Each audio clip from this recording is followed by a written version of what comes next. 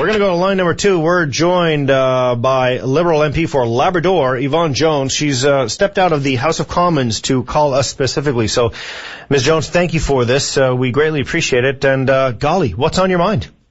Thank you, Jonathan, and I can only imagine that you've got a lot of callers tonight already. Yeah.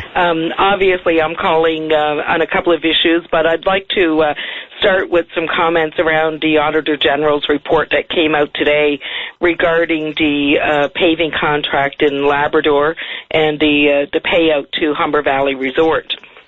Yeah, the Humber Valley Resort issue is... Humber Valley Paving. Yeah, the Humber Valley Paving. The Humber Valley Resort is something we can also get into. I'm very curious about what's on the go there. But Ms. Jones... I've seen the ads, but I don't really understand it all yet, so... Yeah, it's challenging. I'm got my legal consultation on it, trying to give me an interpretation of what I think is essentially government expropriation of land, but I think it might go a little deeper, and hence all of the ads. It's quite a war of words so far. But what we have here is 90-odd pages or 60-odd pages from the Auditor General with reference to, quite a lot of words from former Minister of Transportation Works as well. What is your assessment of it? Well, today I had an opportunity to read the report, obviously, online in the middle of doing the rest of my duties here in the House of Commons. So a couple of things, I guess, that really stuck out at me. One was the way the Auditor General couched his comments. And it was certainly felt by me that he did not have access to all the information that he felt that he needed to have.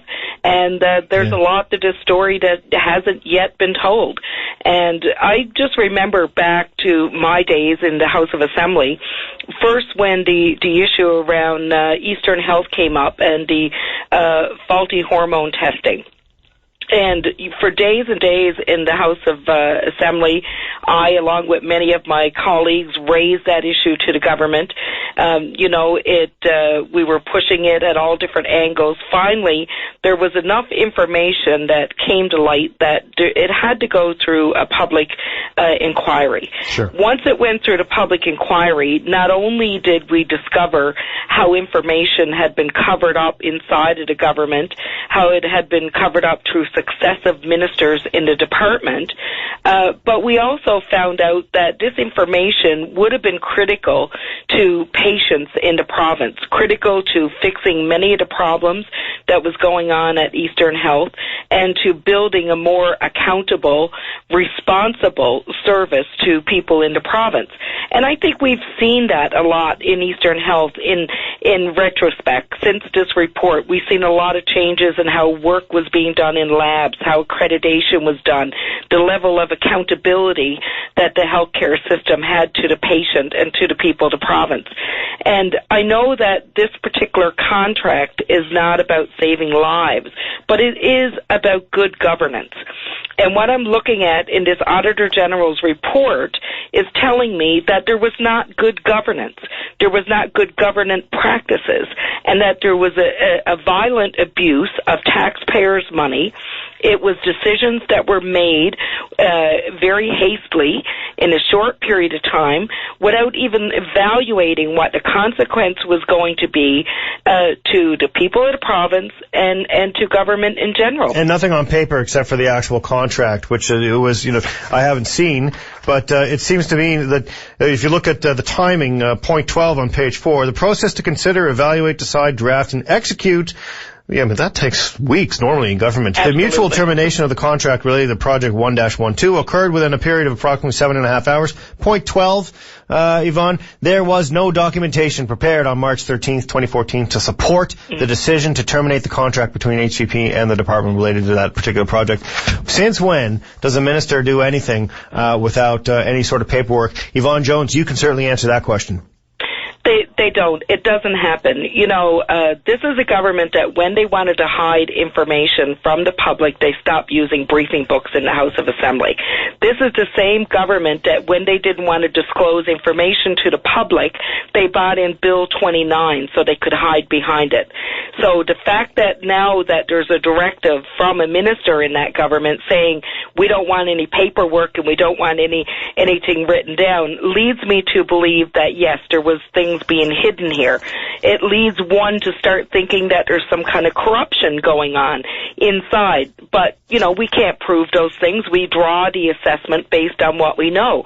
However, what I would like to see is a public inquiry, because a public inquiry into what happened here, and I think Dwight Ball called for an inquiry today. You think he's right? And I absolutely, I support him in this, because if you're going to have good governance and accountable governance, and you're going to want to fix the problem that has occurred here, well, then you need to get down to the basics of what happened. And if the government, if Premier Davis is afraid to do that, if he has a fear of doing that, then why does he fear it? What is the issue? It's not. Well, you can't say it's fear yet, because the suggestion only came out today. So, in all fairness, it's not fear. Let's see what his response is going to be. But if he wants to lead by example in the province, and he wants to ensure full accountability of his government's actions, then the first thing he's going to do is launch this inquiry on his own. He's not going to need anybody to go looking for it. And I really believe that that's the next step. There's one thing I want to bring up here, because the 7.5 hours of making a decision that critically is going to land millions of dollars into the lap of a rich businessman in the province, leave people in Labrador with no road completed, was done in 7.5 hours. Well, you know something? In the last week, there's another piece of road in Labrador. It's in the area between Pinweir, West St. Modest, and Lanceloop, where the school is. Yep. There are kids being bussed over this section of road every day to school, being bussed back, where the roads are unsafe, in my opinion. I was there this weekend and I looked at it. I met with those parents. The MHA for the area, Lisa Dimster, she actually was on the bus before I got there and took the ride, and I could not believe the state of that road. Well, we've been a week now hassling the department to do something with this section of road that is unsafe, that parents are concerned about. All right, quick question. Yvonne Jones and or Lisa Dempster, maybe she can answer that. I'm sure she's listening. What number of road repair vehicles are there left on the roads in Labrador right at this late in the game? Is it realistic to call for repairs to a road when it is too cold, I would venture a guess, to actually put down hot pavement? Jonathan, on Friday, I met with those parents, and I took the trip over the road. That was on Friday evening. On Saturday morning, a paving contractor moved in and paved the intersection to the Nalcor Road to put the transmission line across the street. There's your answer. On Saturday morning. The next morning, was it too cold? It wasn't too cold for the paving equipment to pave that section of road to the Nalcor site. And at the same time, parents are standing on the road in Labrador trying to get a safe road to bus their kids over, and we couldn't even get the courtesy of a decent response from the minister or from his department to do anything about it. And we had to get up on Saturday morning and watch this paving crew paving the section of road to the Nalcor site. It is absolutely sickening and disheartening for the people in Labrador. Sand in your face. Interesting. Listen, we have to go to our next caller. I appreciate you bringing this up. Listen, here's a name I want you to write down. David Jones. He is the solicitor listed as number 7. I know David Jones, yeah. Date of interview. Remember that former Minister McGraw said that he told us right here on the airways of VOCM Nightline, as well as other stations or other hosts, that he sought legal counsel while deciding on his course of action, what the best course of action was when he made this decision. Now that we know that decision happened in 7.5 hours, the only solicitor listed on this list of 16 people is David Jones, who represents both Justice and I think Transportation and Works. Yeah. I would be very interested to talk to him and see what sort of counsel he offered. Absolutely. I'd like to talk to him myself and see what he has to say and what his involvement was here, because I think that, I would guess that in that length of time, any consultation with justice was a rubber stamping process, but, I don't know that. So, well, listen, that's our homework, okay? We'll find out. That's our homework. Let's try and both reach out to Mr. Jones, Solicitor Jones, and when next we speak, I figure you might have an in. You might have an in because you kind of share the last name. Oh, yeah, no, he's not my brother or anything. We're not related. That's just a joke. I know him very well, don't worry. Right. And I was in government a long time, and I have lots of connections to David, so he's been a government employee for a long time, and he's always been, a good lawyer from what I know inside the government circles. So yeah, well, all good lawyers know that they have to write things down, and that's exactly what the minister told them not to do.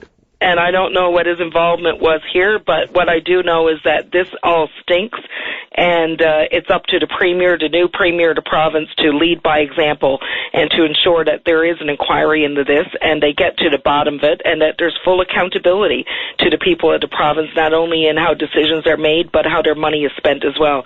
Yep. It's too bad we don't have more time, because I'd love to talk to you about the 400,000 cords of wood that they cut down in Labrador and are leaving to rot, while people on the North Coast and communities don't have wood to burn in their stoves right now. Do me a favor, contact me via email and give me the background. Let's correspond that way, because I've asked the minister twice to come on and discuss that with me, what the exact definition of environmental impact is, and hopefully Minister Daly will speak with me this week about it. But Yvonne, could you send me some facts on that, considering that you're up there and you can speak to the people probably a little bit better and more familiar than me? I would love to know a little bit more, and therefore create a different and additional set of questions for the minister when he's finally available to speak with us on Nightline. Would you do that for us? Absolutely, Jonathan. I'd love to, because I'm going to tell you, if you got a heart in your body, my dear, this story is going to make you so sad. Because 400,000 cubic meters of wood that is there. You probably heard Dwight Ball say this, but it's twice as much as used to run the pulp and paper mill in Corner Brook on an annual basis. Yeah, no, it breaks my heart, and I want to get to the bottom of that too. Listen, we got to go. Ted's waiting on the hotline here for us. Thank you so much. Say hi to everybody in the house, and we'll speak soon. Yes, we're actually talking about conflict of interest this evening, so it's very interesting. Wow. All right, take care. Take care. Bye-bye. Okay, what do you think? Judicial inquiry?